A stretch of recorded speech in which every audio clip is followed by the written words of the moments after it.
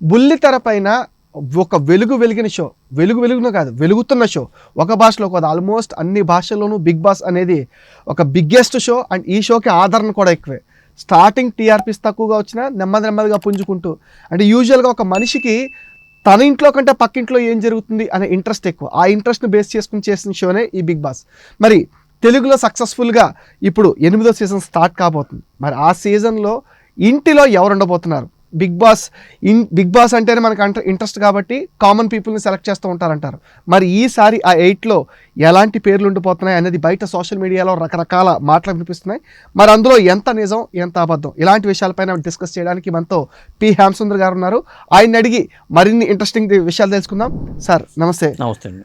Sir, big boss అనగానే అందరికీ ఒక జోష్ వస్తుంది. ఒక ఓటీటీ సిరీస్ తప్ప ఆల్మోస్ట్ మొన్న వచ్చిన సిరీస్ కూడా బాగా హిట్ అయింది. పల్లవి ప్రశాంత్ గెలవడం ఏమి జరిగింది. ఇప్పుడు నెక్స్ట్ సీజన్ పైన అందరి ఫోకస్ ఉంది. ఈ ఇంటిలో ఎవరు ఉండబోతున్నారు, ఎలాంటి గేమ్స్ ఉంటాయని మీరు అనుకుంటున్నారు ఈసారి? అంటే ఈసారి డబుల్ ధమాకాలాగా దీన్ని నిర్వహించాలని ప్లాన్ చేస్తున్నట్టుగా వార్తలు వచ్చినాయి. గతంలో కూడా వార్తలు వచ్చినాయి. అవును. ఎందుకంటే గతంలో 20 మంది కంటెస్టెంట్లు ఉండేవాళ్ళు. ఈసారి దాన్ని రెట్టింపు చేసి 40 మంది కంటెస్టెంట్లని తో షో రన్ చేయాలని వాళ్ళు ప్లాన్గా చెప్తున్నారు. అంటే యథావిధిగా నాగార్జున గారే హోస్ట్గా ఉంటారు. ఓకే, అంతవరకు కన్ఫర్మ్. అయితే ఈసారి కంటెస్టెంట్లు ఎవరు ఉంటారో ఏంటి అనే దాని మీద రకరకాల చర్చలు నడుస్తున్నాయి. ఇప్పుడు హిందీలో కూడా స్టార్ట్ అవబోతుంది అది బిగ్ బాస్. అక్కడ వడాపావ్ చంద్రికని తీసుకొద్దామని ఢిల్లీలో ఉండే వడాపావ్ చంద్రిక, ఆ అమ్మాయికి సోషల్ మీడియా ద్వారా బాగా పేరు వచ్చింది కాబట్టి వడాపావ్ చంద్రిక ఈసారి దాంట్లోకి వెళ్ళే అవకాశం కనిపిస్తుంది. అక్కడ తెలుగులోకి వచ్చేసరికి ఏమవుతుందంటే కుమారి యాంటీ, ఈ మధ్యకాలంలో వార్తలకు ఎక్కిన వైరల్ అయిన కుమారి యాంటీని ఆల్రెడీ ఆవిడని సంప్రదింపులు జరిపారని, ఆవిడ నుంచి అనుమతి రాగానే ఆవిడని పేరు కన్ఫర్మ్ చేస్తారనేది వార్తల సారాంశం. కుమారి యాంటీ అయితే ఉండే అవకాశం అయితే కనిపిస్తుందండి.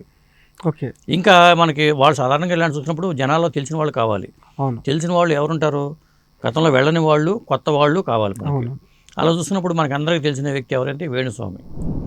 ఈ మధ్యన పొలిటికల్ ట్రోల్ అయ్యాడు. ఆయన ఏంటంటే తనకి ఒకవేళ ఇమేజ్ డ్యామేజ్ అయినా కానీ నాకు అవ్వలేదని కవర్ చేసుకోగలరు. రకరకాల వీడియోల ద్వారా ఇంకా ఆయన వైరల్ అవుతూనే ఉంటారు. లేటెస్ట్గా ఆయన నీటిలో తేలి ఆడుతూ ఆసనాన్ని వేసి కార్లో చూపించారు. మరి ఎన్నికల ఫలితాల్లో నేను చెప్పిన 99% నిజమవుతాయి అంటూ మళ్ళీ ఒక యాగం చేస్తూ మళ్ళీ చేస్తున్నానని చెప్పి అదొకటి వీడియో వైరల్ చేశారు. కాబట్టి ఇప్పుడు జనంలో ఉండే వ్యక్తి కావాలి కాబట్టి మరి వేణుస్వామి గారు కూడా ఈసారి బిగ్ బాస్ హౌస్కి అంటే కాంట్రవర్సీ వాళ్ళు జనాలు తెలిసిన వాళ్ళు వెంటనే కావాలి కదా జనాలు. అంటే బిగ్ బాస్కి ఎంటర్టైన్మెంట్ అన్నది ప్రధానం కదా. మరి ఈ వేణుస్వామి వాళ్ళు మాటలతో ఎంటర్టైన్ చేయగలరు తప్ప షో మొత్తాన్ని చేసే క్యాలిబర్ ఉంటుందా? జన అటెన్షన్ కోసమే ఉంటుంది. ఇప్పుడు వేణుస్వామి వచ్చినప్పుడు అక్కడ సీమరాజు లాంటి వ్యక్తి, ఈ మధ్యన సీమరాజా చూస్తూ ఉంటాం. అవును, సోషల్ మీడియాలో వేణుస్వామి మీద ఆయన కత్తి చూపించిన వ్యక్తిగా చెప్పొచ్చు. ఇలాంటి సీమరాజు లాంటి వాళ్ళని కూడా దాంట్లో తీసుకొచ్చామనుకోండి, వీళ్ళు చేసుకునే యుద్ధాలు ఇప్పుడు యూట్యూబ్లో బదులు అక్కడే చేసుకుంటారు. అవును, సీమరాజే వర్సెస్ వేణుస్వామి అన్నట్టుగా ఉంటుంది. లేకపోతే కిరణ్ అనే కుర్రాడు, కామన్ మ్యాన్ కిరణ్ అనే కుర్రాడు వచ్చాడు, అట్లాంటి వాళ్ళు. లేదా యాంకర్ శ్యామల లాంటి వాళ్ళు, ఇట్లా కిరాక్ ఆర్పి లాంటి వాళ్ళు, ఇట్లాంటి వాళ్ళు ఈ మధ్యన ఎవరైతే కాస్త నోరేసుకుని ఒక వాక్చాతుర్యంతో జనాలను ఆకట్టుకుంటున్నారో అలాంటి వాళ్ళనే ఎంపిక చేసే అవకాశాలు ఎక్కువగా ఉన్నాయండి. అంటే పొలిటికల్ సినారియో కూడా ఈసారి అప్లై అవుతుంది అంటున్నారు. ఖచ్చితంగా చేసే అవకాశం ఉంది. పొలిటికల్ సినారియో ఉండి అంటే జనాల్లో ఈ మధ్యన ఏ వీడియోలు వైరల్ అవుతున్నాయి, ఎవరి వీడియోలు జనం చూస్తున్నారో, ఎవరైతే మనకి షోకి బాగుంటుంది, షో రక్తి కట్టాలంటే అలాంటి వాళ్ళే ఉండాలి.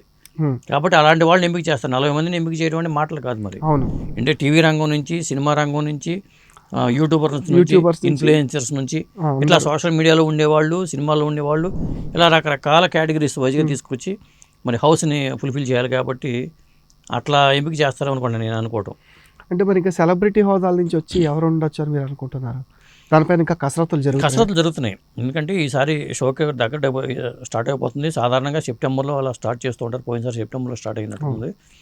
అలా చూసుకున్నప్పుడు వాళ్ళు ఇప్పుడే కొంతమంది పేర్లు అడుగుతున్నారు. వాళ్ళకి ఓకే అనుకుంటే వస్తూ ఉంటారండి.